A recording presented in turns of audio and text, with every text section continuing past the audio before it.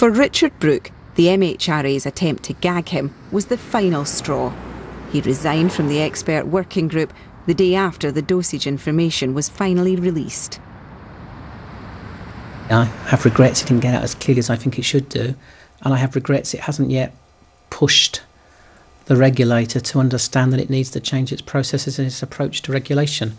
But I hope those things will come. So it's a decision I don't regret, but I didn't find easy, and I still don't find easy thinking about it. Do you regret the fact that Richard Brooke was threatened with legal action for revealing any of this? That was unfortunate. I regret Richard leaving the committee because he was a very valuable member of the expert working group, and we certainly hope to maintain contacts with Richard and to obtain the benefit of his advice. The controversy surrounding SEROXAT hasn't stopped it becoming the most profitable drug that GlaxoSmithKline has ever made. Just 6 years after launch, it became the company's first billion-dollar product.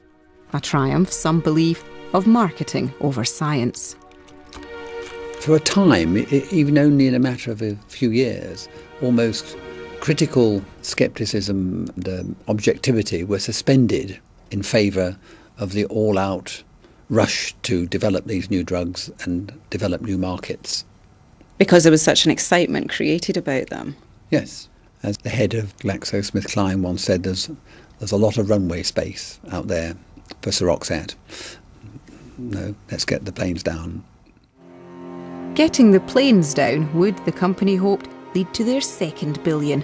It applied to extend SEROXAT's licence for the treatment of 5 more illnesses, some familiar, like obsessive-compulsive disorder, some not so familiar, like social phobia. Each of Glaxo's planes landed safely, with the regulators' full approval. As more and more people have been prescribed SEROXAT for a bewildering array of illnesses, another massive problem has emerged. A problem not as devastating as suicide, but one that affects a much larger number of patients. Many people on the drug say they've become hooked. Again, the regulator has failed to issue proper warnings, even though the evidence has been staring them in the face for years.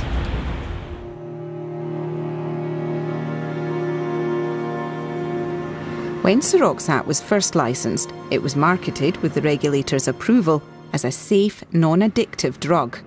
Back then, even Dr. Healy believed the hype. When the drugs came out first, I had absolutely no concerns at all that there might be withdrawal problems with the pills. I think probably like almost all clinical psychiatrists here in the UK, I would have actively reassured people that they could go on these drugs without any risk of withdrawal at all. That this group of drugs was very, very different to drugs like Valium and Librium that had actually gone before them, to which people could get hooked. That's what Sarah Venn was told. She was prescribed SEROXAT for dizziness 7 years ago. But whenever she tries to come off it, the withdrawal symptoms just knock her sideways. If I forget to take my pill for just one day, by the afternoon I'm starting to run a fever. Then my vision gets blurry and I see objects sort of moving around the room. I look like I'm having fits and spasms, and I get incredibly depressed, and I have never been depressed before.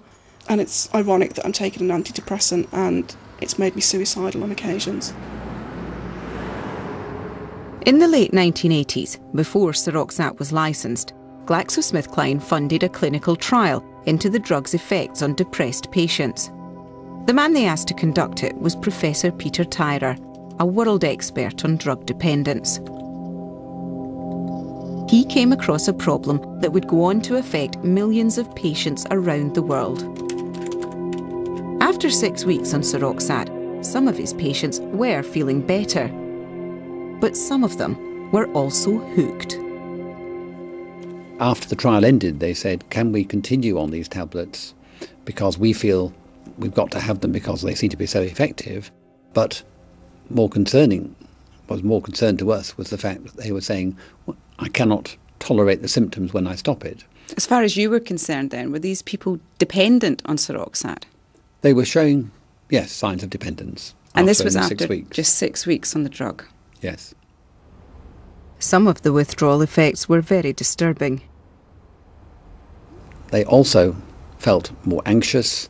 They felt this feeling of dysphoria, the feeling of being depressed, and in some cases entertaining suicidal thoughts. That sounds pretty serious then, if people were thinking of suicide when they stopped.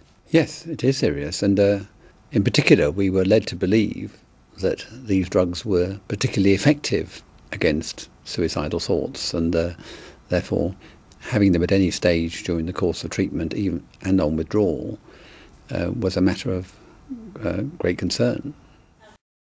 Professor Tyrer didn't investigate these problems any further at the time, but he did tell GlaxoSmithKline what he'd found. He says they weren't very interested. It was very important to concentrate on the positive, so we didn't expect that they would rush in and investigate this problem as a matter of priority. And as far as you're aware, they didn't investigate the problem? No. We asked GlaxoSmithKline if further studies were commissioned as a result of Professor Tyrer's findings on withdrawal. They didn't say. What they did tell us was the company reviewed reports of such symptoms in all its clinical trials as a matter of course. If the drug company didn't investigate it, what about the regulator? Since the early 90s, its yellow card scheme has been throwing out signals that many patients are hooked on SEROXAT. The drug has attracted more yellow card complaints about withdrawal problems than any other prescription medicine. The MHRA says patients should have been well aware of the risks before they started taking it. They were warned from the time the drug was licensed that there was a risk of withdrawal. This has been mentioned in every review, every publication coming from the Committee on Safety of Medicines. The problem of withdrawal, that has been publicised in patient information leaflets, that there is a problem with withdrawal.